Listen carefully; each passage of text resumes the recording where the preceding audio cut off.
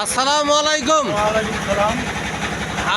আপনি তো সাবেক মেম্বার আব্দুল মতিন ভাই, তাই নয়? শোলমারি ভোটমারি ইউনিয়নে। তো আপনার এলাকায় যেটা দেখলাম যে বাংলাদেশের বৈষম্যবিহীন এলাকা, এখানেই বৈষম্য দেখা গেল। সারা বাংলাদেশে বিদ্যুৎ নিয়ে ব্যবহার করে পারছে না, আর এখানে বিদ্যুৎ নাই। এই যে জেনারেটর দিয়ে চলতেছেন কষ্ট করি।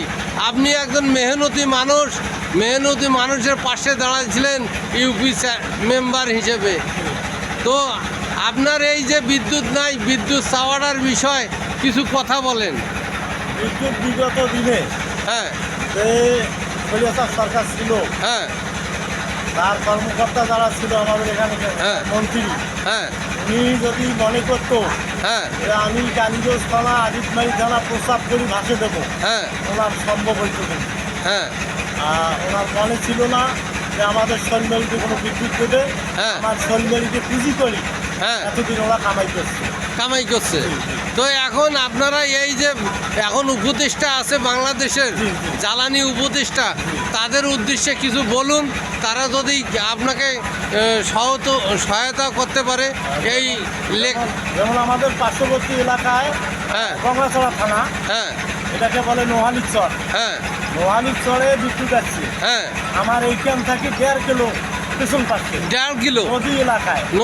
আমাদের এটা স্থানীয় এলাকা। হ্যাঁ, আমরা যদি বিদ্যুতের জন্য যাই, হ্যাঁ, ওরা বলে যে এটা আমাদের যে সামান্য ছড়াটা আছে, হ্যাঁ, ওরা বলে যে ওইটা বান্ধা লাগবে, নাহলে ব্রিজ করা লাগবে। তারপরে হ্যাঁ, এই মুহূর্তে তো আর কোনো ব্রিজ করার মতো আমাদের যে উপদেষ্টা বর্তমান যে ডক্টর মোহাম্মদ ইউনূস মহোদয় আছে, হ্যাঁ, উনি তো এই মুহূর্তে দেশ নিয়ে সংকটে আছে। হ্যাঁ, তো আমাদের তো আর ব্রিজ করে দেবে না। হ্যাঁ, তবে আমি মনে করি যে চিলমারিতে যেমন সাগরের নিচ দিয়ে তার নিবিয়া বিদ্যুৎ দেওয়া হয়েছে, তো আমাদের এটা হলো ইজি ব্যাপার। ওরা যদি মুখ দিয়ে বলে যে ওই চিলমারিতে বিদ্যুৎ দেওয়া হোক, বলা দেরি কিন্তু আসতে দেরি হবে। এই বিষয়টা কেউ মাথায় নেয় না।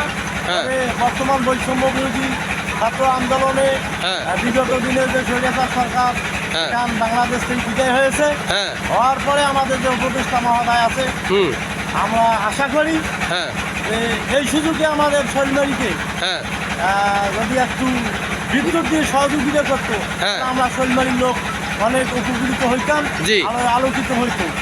যেমন আমাদের লালমনিরহাট আসাদুল হাবিব মহোদয়, গুরু মহোদয় ছিল, লালমনিরহাট